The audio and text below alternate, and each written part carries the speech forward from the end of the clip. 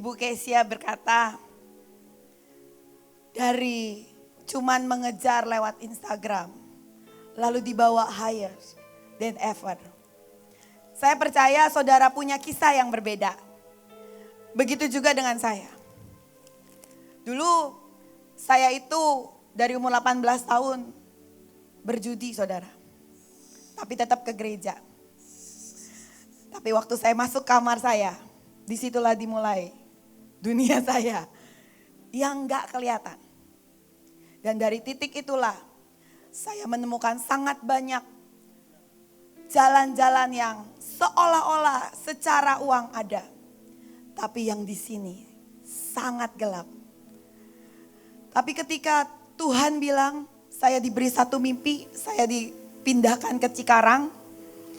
Dan hari itu Tuhan bilang, coba jalan sama aku. Tapi saya gak tahu harus jalan sama siapa. Saya kurung diri saya 3 bulan. Saya cuma doa, saya bilang Tuhan lepasin saya mau ketemu kamu, saya pengen ketemu kamu.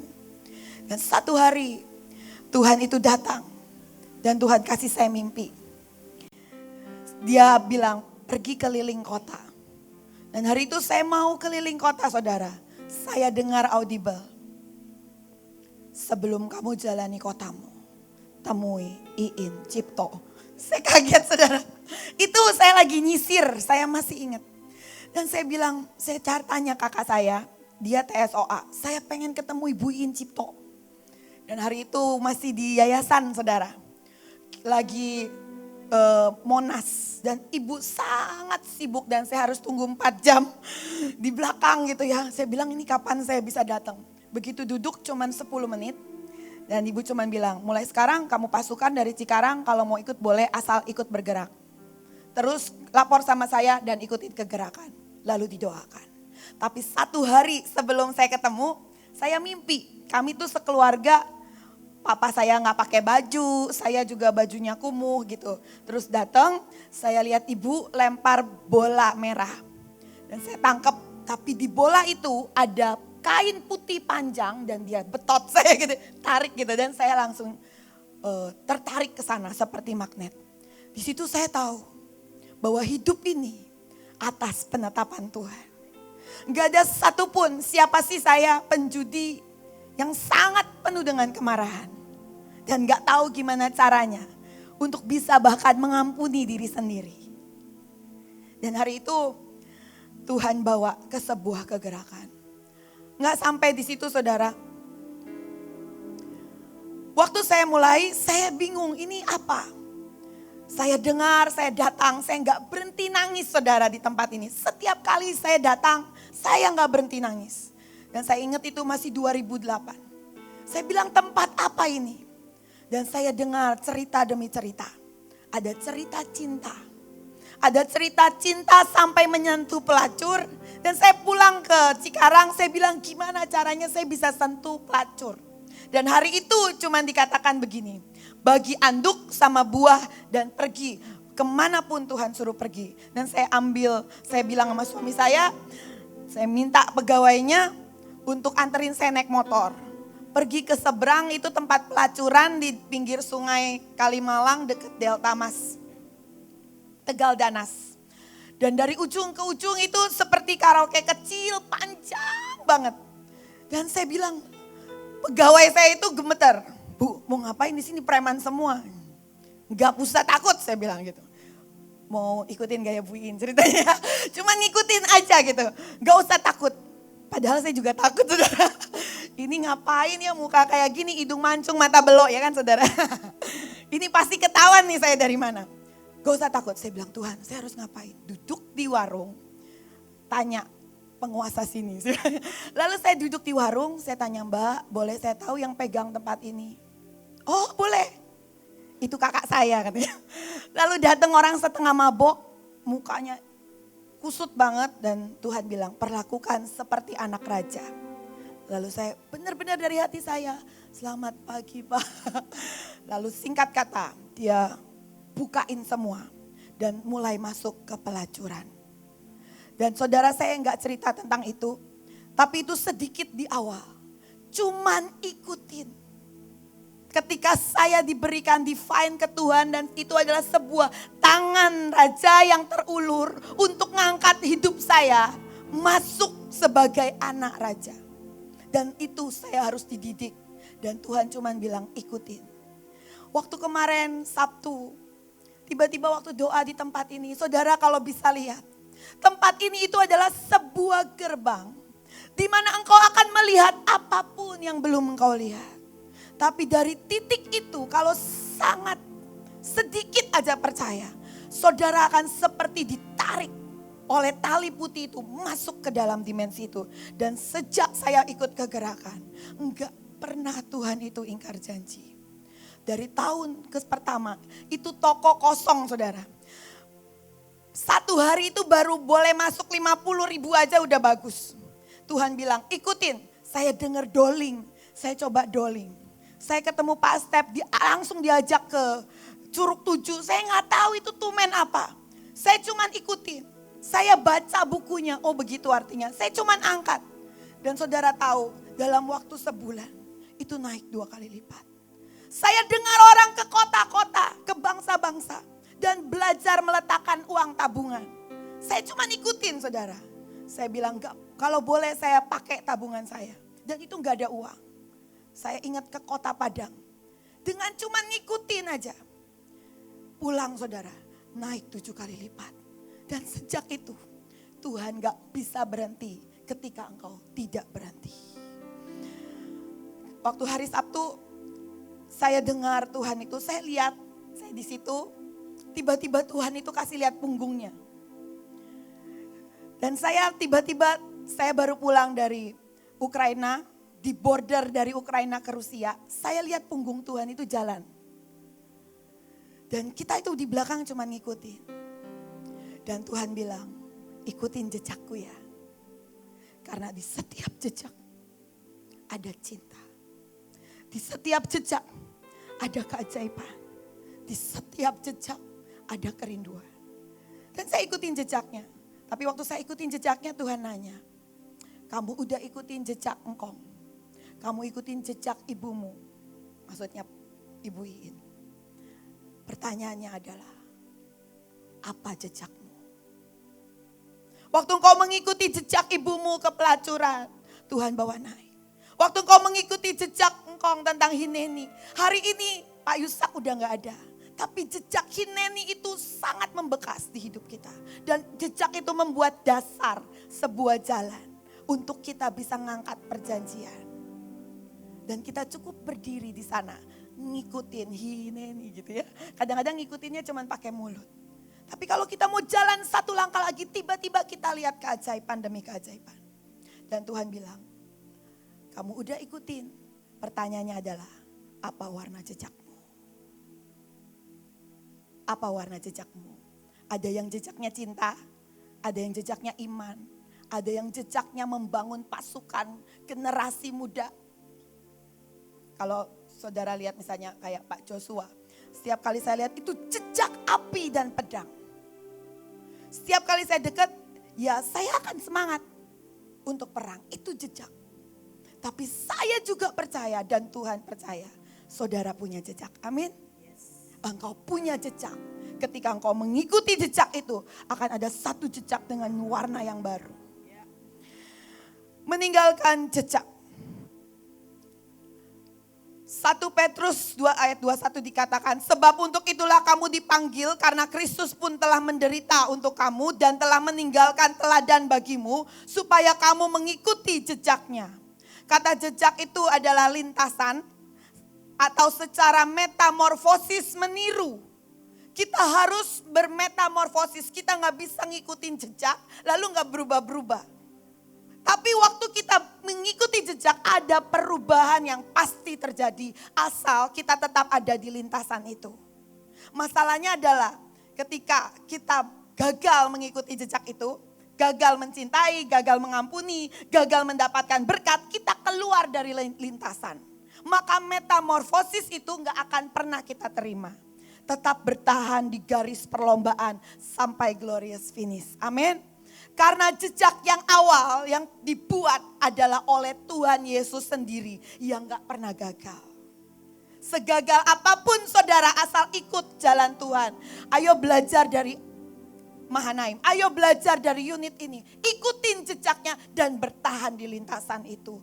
Maka saudara, akan yang namanya arti kata jejak itu juga heko. Yaitu untuk mencari keintiman.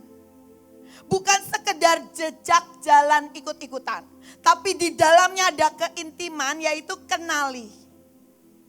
Dan untuk datang pada seseorang secara tidak terduga. Mungkin engkau gak pernah nyangka bahwa orang ini akan membawa sebuah warna yang baru di hidupmu. Tapi kalau Tuhan bilang, ayo ikutin. Ayo jalan dan ikuti. Saya bersyukur atas perjumpaan demi perjumpaan dengan semua saudara-saudara saya di tempat ini. Setiap kali pergi kemanapun saya pasti belajar. Even itu saya menang ataupun saya gagal berkali-kali, tapi saya mau terus bertahan. Karena saya tahu ini yang terbaik. Amin saudara, bertahan. Karena memang apa yang terjadi saat kita mengikuti jejak untuk apa? Yaitu untuk meninggalkan jejak. Ketika kita terima warisan, kita terima sangat banyak warisan. Tapi kalau kita makan sendiri, maka kita akan menjadi begitu gendut seperti Eli. Tolak dalam nama Yesus, itu bukan kita. Tapi jangan seperti itu. Lalu akhirnya dia gak bisa ninggalin jejak untuk anaknya. Tapi ada seorang Samuel yang ngikutin mamanya. Tinggal di sana gak enak, ngabdi sama orang yang sebenarnya gak kenal Tuhan. Tapi dia tetap ikutin, matanya terarah kepada Tuhan. Suara yang memanggil Samuel, Samuel. Dan membawa dia kepada tabut. Dan apa yang terjadi ketika engkau mengikuti jejak? Saudara akan mewarisi dan memberikan warisan. Kita akan memberikan warisan bukan kepada satu orang, tapi kepada satu bangsa, bangsa-bangsa. Kita nggak akan memberikan warisan kepada satu desa, tapi kepada satu provinsi demi provinsi. Ada jejak api, ada jejak cinta, ada jejak gelombang. Saya ingat waktu saya masuk ke border 3 di Rusia. Dan itu udah ditolak saudara, nggak ada yang mau terima visa kita. Tuhan cuma bilang gini, nyanyi. Saya apa nggak diusir di depan orang bersenjata nyanyi. Dan saya nyanyi saudara. Itu konyol banget. Saya nyanyi dengan gelombang. Dan dia liatin saya. Dia speechless. Ini orang apa ya gitu. Waktu saya nyanyi saya bilang please gitu. Tapi saya sambil nyanyi saudara. Dan orang itu dia tiba-tiba masuk drama surga. Ya itu drama surga. Dan tiba-tiba dia menjalankan drama itu. Masuk skenario jejak Tuhan. Amin. Next. 1. Apa yang kita dapat? Waktu itu Daud cuman ngikut. Dia diurapin tapi yang ada dia mau dibunuh ketika dia memberikan pengabdiannya. Tapi dia gak berhenti. Dia ikuti jejak hati Tuhan. Dan Daud berkata, langkahku tetap mengikuti jejakmu. Sekalipun aku mau dibunuh, tapi kakiku tidak goyang. Kata langkahku itu adalah untuk berjalan terus maju dan membuat kemajuan. Memimpin, untuk mengatur dan untuk dibuat bahagia, diberkati, membimbing dan meringankan. Sangat banyak berkatnya ketika kita melangkah. Masalahnya kita memilih untuk diam. Mungkin kakinya melangkah, tapi iman kita gak ikut melangkah. Mungkin badan kita ikut jalan, tapi cinta kita gak ikut jalan. Ada seseorang yang namanya gak disebut, tapi Tuhan mau mengangkat namanya Bu Widya ya. Dia cuma ngikut Joshua gitu ya. Karena cintanya kepada yang ilahi, saya percaya ada magnet ya. Dan cuma ngikut dan tiba-tiba dari paling rendah menjadi paling tinggi. Cuma ngikut saudara, itu jejak. Dan saya juga mengalaminya, begitu juga saudara. Amin. Mari saudara ucapkan. Amin. Engkau akan mengalami ke tempat jalan-jalan yang tadi dikatakan yang lebih tinggi dari apa yang engkau bisa bayangkan. Kenapa? Karena yang memberikan jejak itu bukan datang dari dunia yang paling gelap. Tapi datang dari dunia yang langit yang paling tinggi. Sehingga kalau engkau mengikuti jejak itu gak pernah turun, pasti naik saudara. Dia nggak tahu caranya buat saudara turun. Dia cuma tahu caranya membuat jalan dari surga ke bumi. Untuk engkau bisa dari bumi ke surga. Dan dikatakan tidak goyang. Artinya apa? Hold up my goings in thy paths, that my footstep slip not. Tidak ada goyang. Inilah dikatakan perjanjian never slip off. Cuman ngikut dan percaya. Tapi ingat, yang ikut bukan cuman ikut-ikutan pergi ke provinsi, tapi jejak cinta bagaimana memeluk provinsi kita mau belajar. Sekalipun belum bisa. Cuman bilang, Tuhan aku tuh mau kayak itu gitu. Tuhan aku tuh pengen bisa ninggalin api seperti itu. Jangan berhenti mengikuti dari hati. Dan bukan cuma dari kaki. Dan kemudian saudara dikatakan. Kekuatan mengikuti jejak Tuhan. Jejak para pemimpin yang ditetapkan Tuhan. Yaitu membuka jalan. Saat tiada jalan. Tapi dalam keadilannya. Masalahnya kita nggak kenal keadilannya. Dan kita kata tadi ibu berkata, semua senjata, semua perjanjian kita nggak pernah mau belajar. Maka dalam keadilannya apapun yang dikerjakan tanpa iman tidak menghasilkan apapun, bahkan dosa. Tapi cuman mau baca buku dikit aja, saya tuh nggak ngikutin dengan cara spektakuler, tapi dengan betul-betul satu langkah, kadang gagal, lalu saya coba lagi. Dan sampai hari ini saya tahu masih banyak yang harus dikerjakan. Tapi firman-Nya berkata di dalam jejakku ada berkat. Ada yang namanya kekuatan untuk memimpin. Ada yang namanya jalan menuju naik. Dan yang ajaib banget ya saudara, saya gak tahu itulah connecting ilahi. Kesia cuman khotbah kesaksian tentang ayam yang diurapin berbaris. Ayamnya nurut lagi mau baris ya. Diurapin dia sembuh dari kebutaannya. Tapi masalahnya tadi malam saya juga mimpi ayam. Mimpi ayamnya tuh gini. Ayam satu, jago kelihatannya, petenteng-petenteng di tengah jalan sendirian. Lalu ketabrak mobil. Nah mukanya sampai hancur. Lalu dia ngelihat ke sebelahnya ada orang mau nolongin dia. Tapi karena dia gak ngerti, dia salah paham. Dia marah sama yang mau nolongin dia. Dan dia terus mau apa? Mau habisin yang nolongin dia. Kayak seolah-olah dia Raja Wali gitu ya. Saya bingung lihat ini ayam. Mau ditolong muka udah bonyok masih marah. Kita pilih saudara. Saya ingat waktu saya masuk ke Mahanaim. Tentang kekuatan dari Raja Wali. Ayam. Cecak bahkan ya. Yang bisa ada di manapun. Bahkan di Istana Raja. Kekuatan dari 4 wajah. Dan ayam itu punya kekuatan. Untuk terus berjalan. Tapi dia marah. Saudara pilih hari ini. Kita mau jadi orang yang disembuhkan dari kebutaan. Atau udah marah terus kita masih mau habisin yang nolong kita.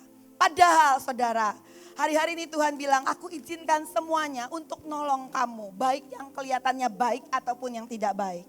Untuk membuat kamu higher than ever. Amin. Saya percaya kalau tadi kesaksiannya seorang ibu yang mengaktifkan seluruh senjatanya supaya suaminya tidak berzina itu. Kalau dia gak pernah ketemu sama suaminya itu yang berzina, mungkin dia gak tahu kekuatan apa di balik senjata yang Tuhan berikan.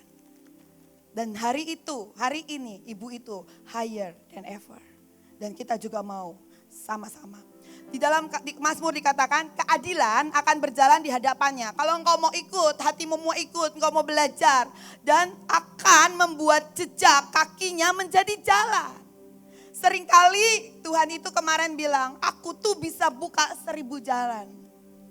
Tapi kalau ada 1000 jalan, jalan berkat, jalan hebat, jalan miracle. Sebelum waktunya keadilan itu terjadi, artinya gini, kita belum cukup umur buat terima jalan itu. Maka kita akan pilih sangat banyak jalan dan bukan jalan bersama Tuhan. Jalan dalam apa? Kesombongan. Wah gue diberkatin, padahal belum waktunya misalnya. Jalan dalam segala macam. Tuhan bilang aku terpaksa kadang-kadang hold dulu semua jalan yang lain. Untuk aku membuka satu jalan yaitu aku adalah jalan, kebenaran, dan kehidupan. Barang siapa berjalan di dalamnya tidak akan binasa, melainkan beroleh hidup yang kekal. Dan pada waktu Yesus menjalani itu, dia harus mengalami 3 hari mati. Tapi setelah itu ada kebangkitan. Tapi waktu 3 hari mati, yang harusnya bisa ngambil kunci, banyak orang gak tahan di sini dan tetap diam dan gak ambil kuncinya. Hari ini kita mau bilang, apa yang pernah mati, ambil kuncinya dan kembali bangkit dan jalan bersama Tuhan. Amin. Apapun itu yang pernah mati di hidup kita, ambil kuncinya lewat semua yang gak enak. Lalu bangkit bersama Tuhan dan kita jalan di sana. Lalu kemudian, apa artinya itu? Apa yang benar dan adil atau normal. Keadilan itu adalah bobot dan kebenaran. Tapi saudara, Tuhan mau bawa jalan yang namanya menjadi raja-raja karena kita keturunan Daud dan Mesias. Amin. Allah yang memelihara perjanjian dalam penebusan. Orang yang akan menikmati keselamatan. Amin saudara. Selamat itu bukan nanti di akhir aku hanya sekedar diangkat di awan-awan. Tapi ada yang jauh lebih daripada itu. Aku ada orang yang selamat sampai sangat dekat di kerajaan Allah. Aku bukan orang yang ada di barak, tapi aku mau dekat dengan kaki Tuhan. Selamat sampai di sana. Amin saudara. Yang terakhir. Ada kekuatan apa ketika kita mengikuti saja? Menerima warisan dan kita ikutin, kita pelajarin, membuka jalan saat tiada jalan. Lalu kemudian pada akhirnya ada satu hal, ketika engkau berjalan di sana, saya minta lagu Yesua. Engkau akan menemukan ada penyatuan jejak di sana. Ada penyatuan jejak di sana. Dan saat engkau tahu, ketika engkau menyatu dengan Tuhan, Tuhan akan mengungkapkan jejak apa yang engkau akan berikan kepada banyak orang. Ada orang-orang yang sangat kuat dalam penyembahan. Maka ketika mereka sedang berjalan, tiba-tiba orang pengen nyanyi. Kesanalah kita terus pergi. Ada orang-orang yang sangat kuat dalam pengajaran. Kemanapun engkau pergi, tiba-tiba orang pengen belajar. Ada orang-orang yang kuat dalam hati Bapa. Kemanapun engkau pergi tanpa suara sekalipun orang bilang, Tuhan, aku sembuh. Mari saudara, kita mau naikkan hati kita.